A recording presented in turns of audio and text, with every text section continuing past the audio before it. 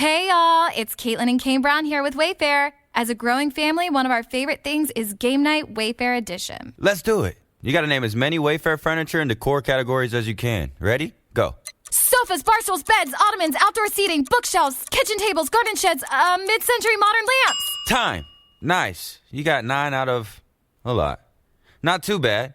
Keep practicing by visiting wayfair.com, where you can shop every style for every home. Wayfair, every style, every home. This episode is brought to you by LifeLock. It's tax season, and we're all a bit tired of numbers. But here's one you need to hear. $16.5 billion. That's how much the IRS flagged for possible identity fraud last year. Now here's a good number. 100 million. That's how many data points LifeLock monitors every second. If your identity is stolen, they'll fix it. Guaranteed. Save up to 40% your first year at LifeLock.com/podcast. Terms apply.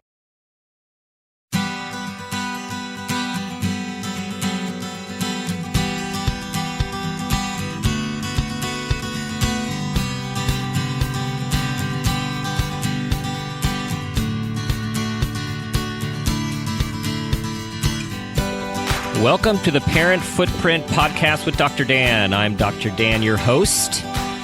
Our goal and mission at Parent Footprint, which is why we do this podcast, is to make the world a more loving and compassionate place, one parent and one child at a time. We believe the key to raising happy, healthy, and engaged kids is for us parents to strive for the same in our own lives: happiness, health, engagement, and of course, awareness. We firmly believe that awareness is the foundation for your vision of successful parenting, and with increased awareness and intention, we can be purposeful about leaving a healthy footprint on our children. Today's show is called Parenting Through Puberty, Mood Swings, Acne, and Growing Pains. Our guest, Dr. Suanne Kowal-Connelly, who is a practicing pediatrician with more than 30 years' experience and now serves as a director of pediatric clinical quality for the Long Island Federally Qualified Health Centers in Nassau County. She also works as the district physician in many of her local school districts and performs as a New York State trainer for child abuse and neglect. Finally, Dr. Suanne is a sports enthusiast and an avid triathlete. There are many different aspects and interests in her life which have been instrumental in shaping the way that she envisions and delivers healthcare to families. And finally, she's a contributor to healthychildren.org, the American Academy of Pediatric website for parents, and is the ultra-proud mother of 3 grown sons, perhaps her greatest accomplishment. Suanne, welcome to the show. Thank you so much, Dr. Dan. It is so nice to be here with you. So I have 3 adolescents, growing adolescents, and you are on the other side of this whole thing as a parent. You've seen it all, and I'm so excited to talk to you about not only your personal parenting experience, but of course your clinical and practicing experience, which led to this collaboration with the American Academy of Pediatrics to produce this such important volume about puberty. How did this come to be? Well, I would tell you that it really started a long time ago. When my first boy, I have 3, and I have a stepdaughter as well, but when my first son was little and we made our first visits to the park, I found that while sitting there, often I would be by myself with him, or maybe we would just join in with a bunch of strangers that, we were meeting for the first time. But the conversations in the park were basically 100% of the time, the moms would be talking about one-upmanship. And they would invariably, each one, talk about whatever we were discussing, that their child was the best at that, even if it was being the best at doing something that you wouldn't necessarily want to brag about. Like, my child is the best at hating green vegetables. And, right. But that was how it always went. It was just always about, my child's better than your child kind of thing. And what was really telling for me is that when I would go into my office and put on my pediatrician hat and we would get into the exam room and close the door, the conversation always turned to not what my child is best at, but what am I most worried about? And what do I think my child might need help with? And is my child okay at whatever it was? So I was profoundly influenced and taken by the fact that, we put on our happy face out in public. But the truth is that behind closed doors, all parents worry incessantly about their kids, myself included. And what we really want is someone who we can trust, someone that we know we can confide in, that will give us expertise in telling us, are we doing a good job? Is this okay? Is my child okay? Is everything okay? And that stayed with me forever. That just stayed with me through all the years of taking care of kids. And I started in private practice when my first son was 6 weeks old. So from the very beginning, this is where I started. And by the time I got to this point, and the American Academy of Pediatrics asked me if I was interested in writing a book, I was, and they gave me several areas where they felt the literature was lacking. And this was one of them. And I said to myself, this would be great, because not only do I really feel bad for adolescents, they get such a bad rap, and it's almost like they're the forgotten developmental stage. There's a million books on babies and raising babies and being successful at raising babies. But there really isn't a lot about puberty and a lot about adolescence. And I thought, this is an area that, just like all the other areas, parents worry so much. And I felt I really could, add to that. I felt like that's sort of my, that I've got that angle on things, that I'm always thinking about what parents are worried about and trying to help them and trying to soothe them and trying to give them advice on how they can be less worried and be more confident, and really see each period of childhood as really the magical periods they are, including this one. This one that a lot of the myth or the lore is that we have to brace for it, right? And it's just gonna storms looming ahead. And is that a myth? Is there some fact to that? I think there is. I mean, I found myself at times, saying, basically, buckle your seatbelt and just get ready for the ride. But the truth is that even though I think we do have to be prepared that way, and we do know it's going to be tumultuous, I think the truth is that, roller coaster rides are lots of fun. I mean, yeah, you're scared to death, but you're having a great time. So maybe if we could think of it more like that, because it really is a beautiful, beautiful period in a child's life. And I think, and I say this truly in hindsight, because I was just as nervous and just as affected when my own boys went through adolescence. I definitely worried terribly, and people had given me lots of advice too. And it's hard to see the forest for the trees. But looking back, I think giving parents that guidance of, look, it's not going to be easy every day. It's not always going to be lots of fun. But if you keep your wits about you, and if you think about it the right way, if you have the tools to understand the period better, I think that you can really enjoy it so much more, and you can get so much more out of it. And I think about normalizing. So just what you're talking about here is the highs and lows, the roller coasters. I mean, it's part of the journey. And I think often, just as you also said, most parents, we think, everything's going on great in that family's home, and we're the only ones that have these challenges. So that's not true for everyone listening. That is not true. And it's also not true that everything is always supposed to be peaceful and calm and smooth waters with our kids when they're developing. That's very, very well said. My example of the park is a perfect example for parents about how don't believe what you see out in public, because I can tell you that the truth is that behind those closed doors, everybody's worried. So that's number one. I wouldn't be swayed by thinking that everybody else has it easy and you don't. Everybody else is worrying just as much as you are, if not more.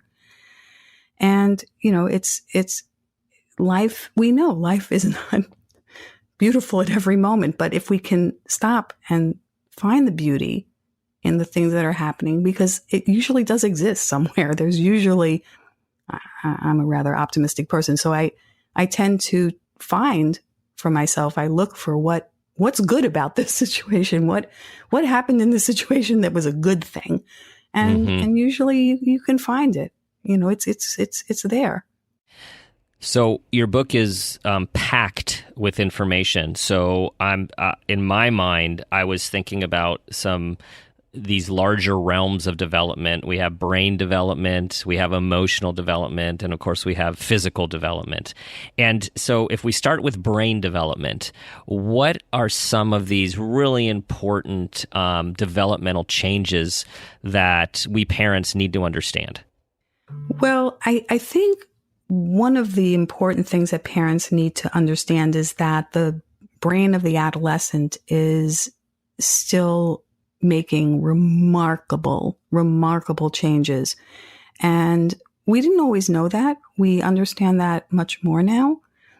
And the changes that it's making are creating situations that are responsible for some of the things that parents may feel are going, awry. Mm-hmm. So the adolescent brain is going through, for instance, we used to think that the adolescent brain was completely finished, that there's no more growth to the brain.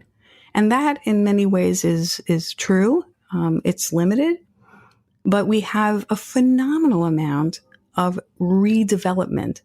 So the adolescent brain, although it may not be growing, it is evolving. It is changing. We call it actually synaptic pruning. So the adolescent brain is actually rewiring itself. And this is quite fascinating.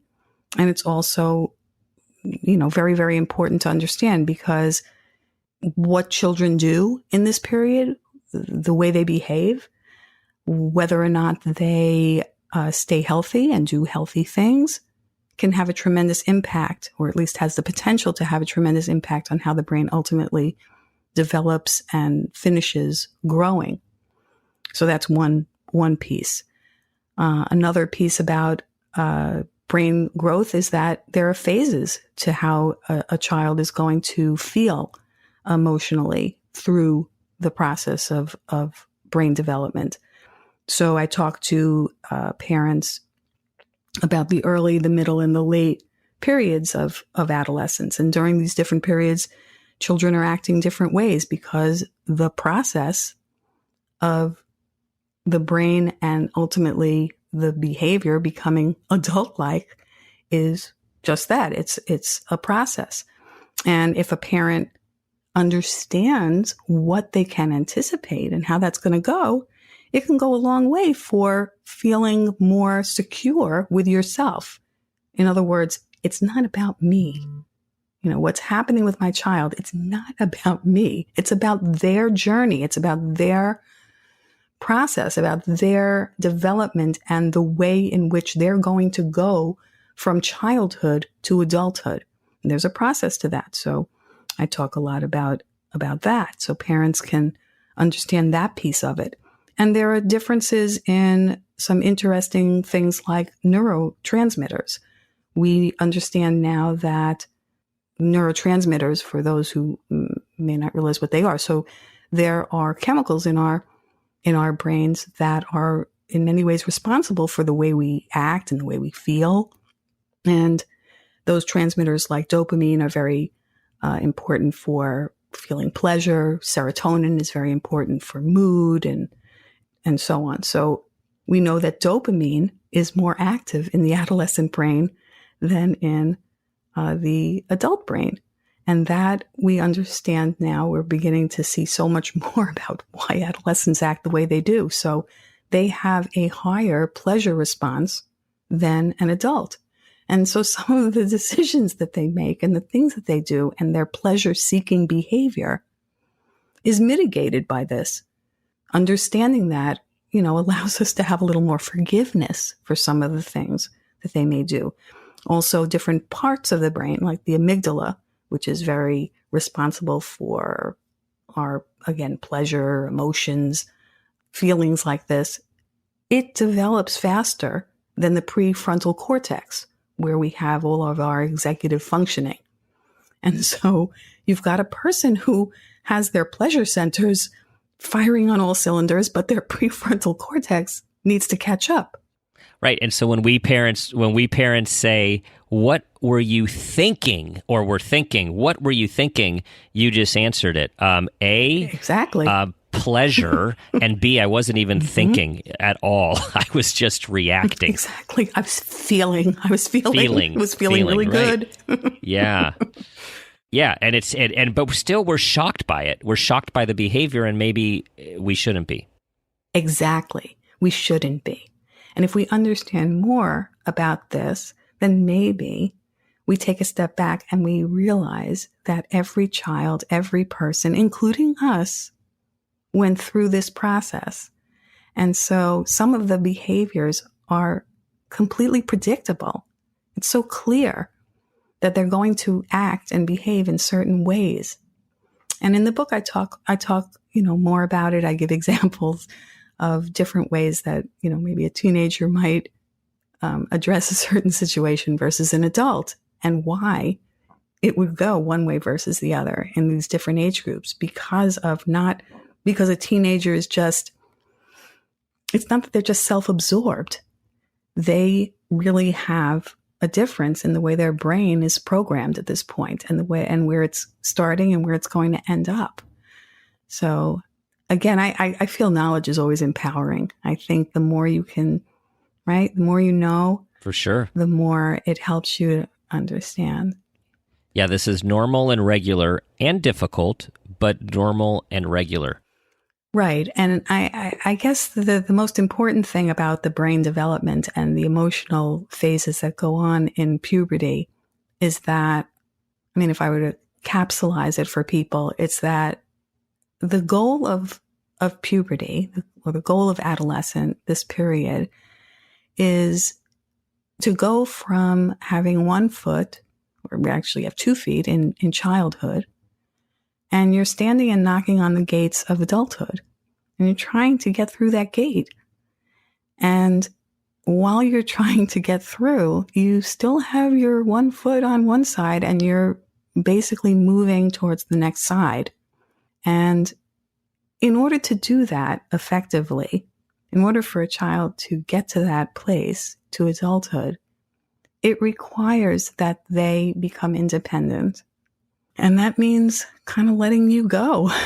Mm-hmm. And it doesn't mean they don't love and adore you, but it does mean finding their own way, getting to their own answers. Mm-hmm. And that seems, if I can speak for, I'm speaking for us parents, is seemingly, it just seems a lot harder these days for parents to do that because of involvement and connection and caring and love. And all of that makes it so hard to kind of walk away and let your child figure things out for themselves. Oh, I don't know that there's anything harder, because as a parent, you started out as their sole support. And as you go through your journey of raising your children, you're so totally used to making sure the world is right for your child. You protect them, and you're guiding them, and you're making the reality for them. And now you have to let go. And in order for them to become their own person, you have to be confident that you've done your job and done it well, and that you can let them make some independent decisions. Because if they can't, if you won't let go, and if you won't trust them, and you won't show confidence in them, how are they going to feel that themselves? They can't. In order for them, right, to have these attributes of confidence, self-esteem being strong, knowing that they're responsible, knowing that they can make decisions and it can work out okay. Mm-hmm. You have to be, because you are so important, you have to show that you believe in them. And that means stepping back. I mean, listen, I was there too. I was there too. You don't want your children to fail. No. And you just said the buzzword self-esteem. So we know that adolescence, puberty is a time of lots of insecurity about how we look, about how we feel. And we parents are often talking about, like, how do we increase our child's self-esteem? And you just hit on a key point that I don't think a lot of parents think about, is one way to increase your child's self-esteem is actually to trust them and show them that you believe in their competence to be in the world without micromanaging them and showing them that we don't think they could handle it. Right. Because sometimes our actions speak louder than words. I trust you, I believe in you, but you can't do this. But I have to do it with you. Mm-hmm. I mean, that's a mixed message. When you really say to your child, all right, I do trust you. I am worried about your friends. I don't know if I can trust your friends, but I do trust you. And I'm going to let you do this event. And I'm going to trust that you will call me if something goes wrong, that you will have me come and get you, because I will, whenever it is, whatever time. You just have to reach out to me, text me, call me, whatever you need to do, and I'll be there. But I'm going to let you do this. And if it goes well, that's great, because I trust that you can do it. And if it doesn't, then we're going to have to start over, and I may not trust you again for a long time. But I'm going to give you your wings. You go ahead and have a good time, and let's see how that goes. So I'm thinking of two tough issues that I hear about daily and live in my house with as well, which is sleep and technology. And sometimes those challenges are both related, other times not. But here we are our kids are getting older, and we're trying to give them more control over their lives and not say, lights out now or you're grounded, or give me your phone right now, put it on the kitchen. I mean, of course, these things are needed in certain situations. But aren't you finding that there's complexity with trusting kids to self-regulate when we have these issues of technology and a lot of sleeplessness, it seems, in the teen population these days? Oh, gosh.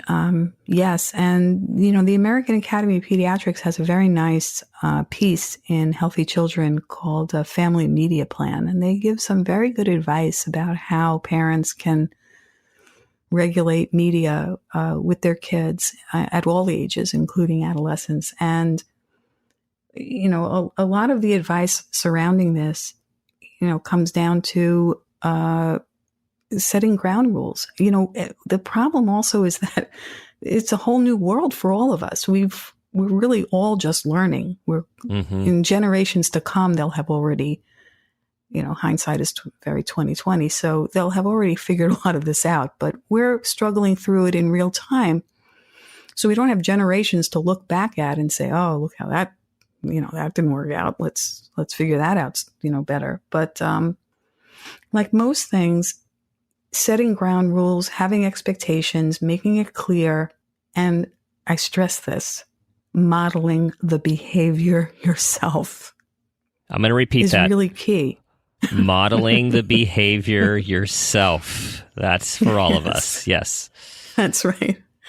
Myself included again. And I always marvel at the fact that there's still lots to learn, and there's still plenty that I can do too to get better at everything. This is tough, but we have to model the behavior that we want our children to do themselves. And if we can't put down our devices, if we can't disengage, if we can't turn out the lights and go to bed, why in the world should we expect that they can do it? Right. They have to see that we live our lives in the same responsible way. So that's how many hours of important. sleep? How many hours of sleep? What's the range? Between 8 and 10. 8 and 10 hours. Yeah. That's right. A lot of adults think they need less. They need more.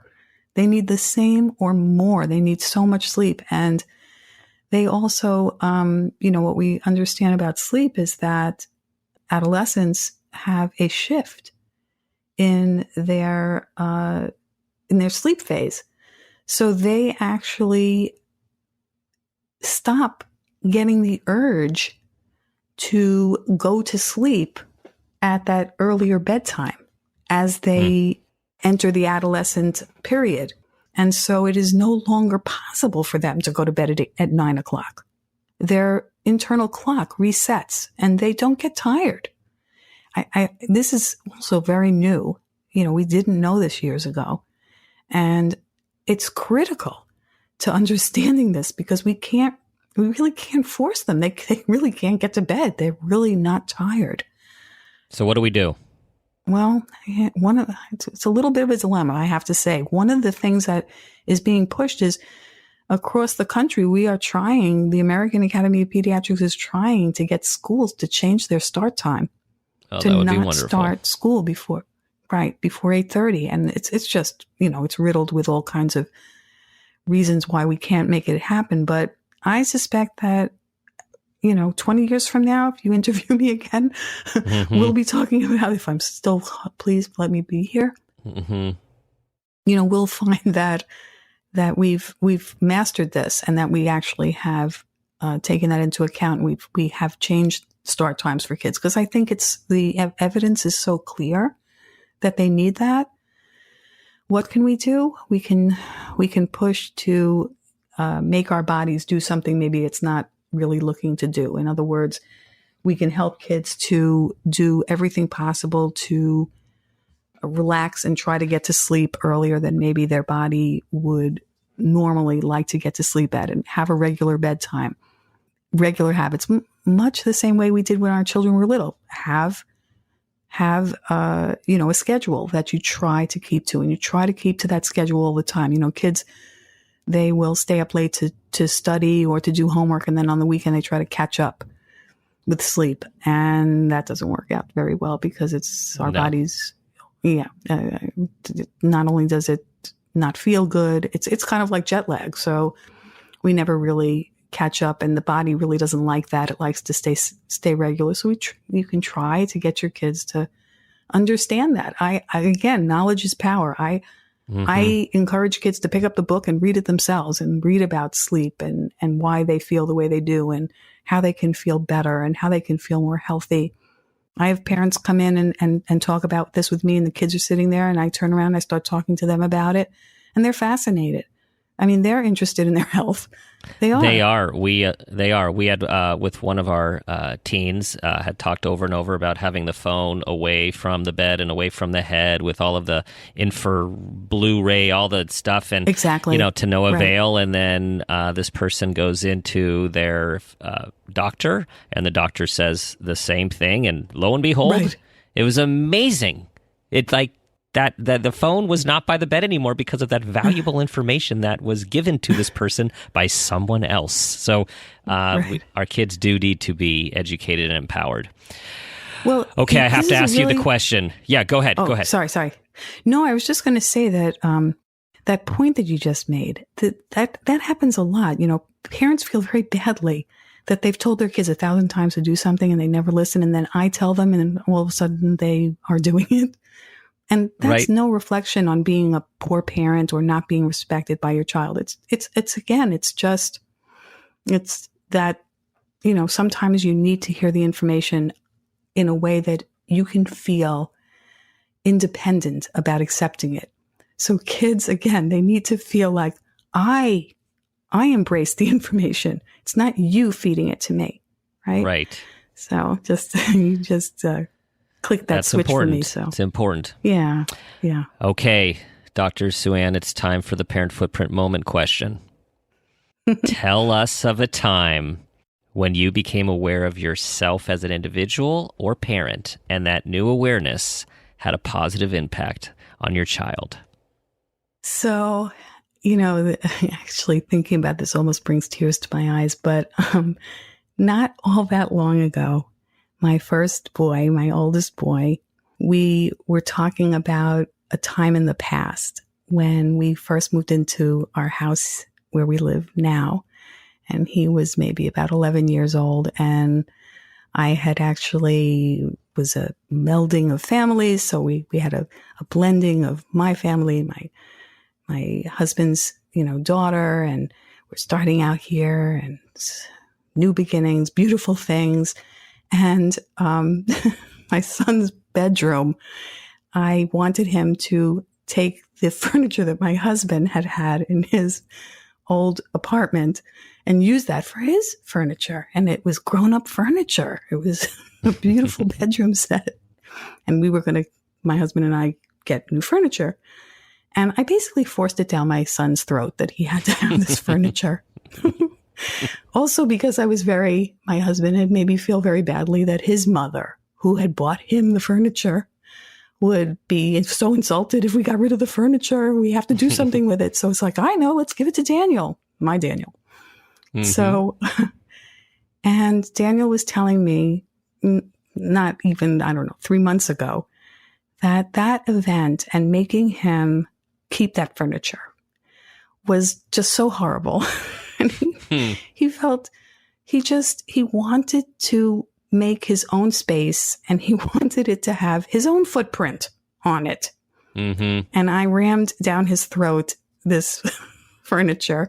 And although it was my idea of the most beautiful, great grown-up bedroom in the world, it wasn't his.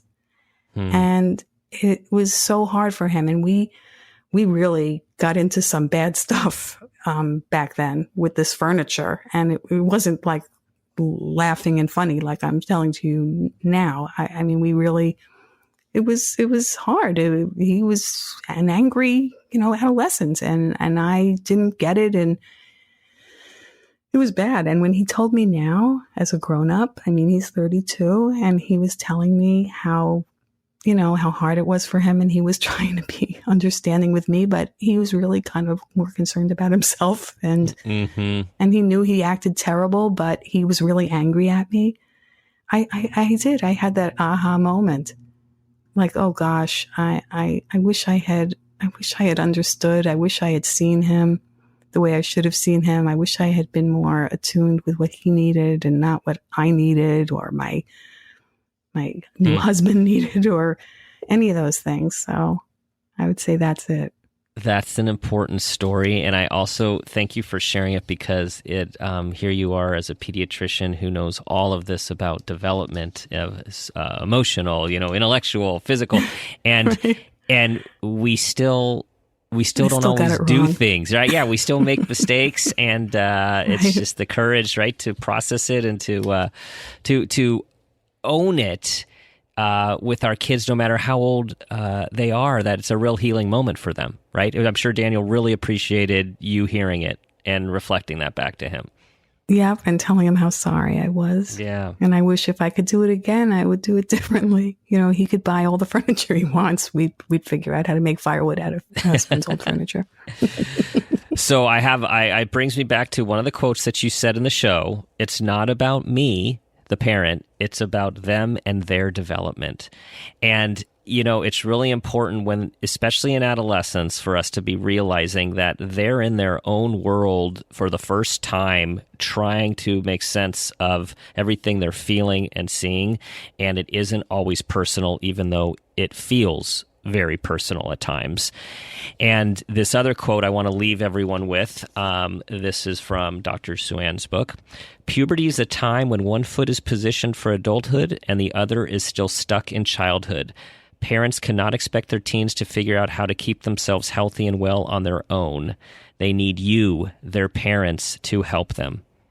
Very wise. And of course, as our adolescents get older, we need to be very mindful and thoughtful about how we help them, so we give them that confidence that we have in them so they can have it in themselves. Dr. Suanne, tell everyone where they can find your stuff, track you. Yes, well, please do join me on Twitter at Dr. Suanne, at either Suanne Kowal. I also have another site, Health PBY, which stands for Health Powered by You, which is my website. You can join me on my website, Health Powered by You. I have my blog there and put lots of information. I'm doing video blogs now on the book. So I welcome you there. Also, Facebook, Dr. Suanne. Post lots of things about this subject and, of course, lots of other subjects in pediatrics, and welcome you to join in. On my webpage, I have a contact sheet. I welcome your audience to engage with me. I'd love to have a conversation. Thank you. I hear that, everyone. It doesn't have to end with this show. You can still see Dr. Suanne and her stuff and ask her questions, so please reach out. Dr. Suanne, thanks so much for being on the show today. Really appreciate your knowledge and wisdom. And I thank you so much, Dr. Dan. That's a wrap, everyone. Thanks for tuning in. Check us out at www.parentfootprint.com. You may find our Parent Footprint Awareness Training designed to help you parent in the way you want to get the results you want for successful, engaged, happy, and aware children. Think about being the person you want your child to become. And as always, ask yourself the same guiding question: what footprint do you want to leave?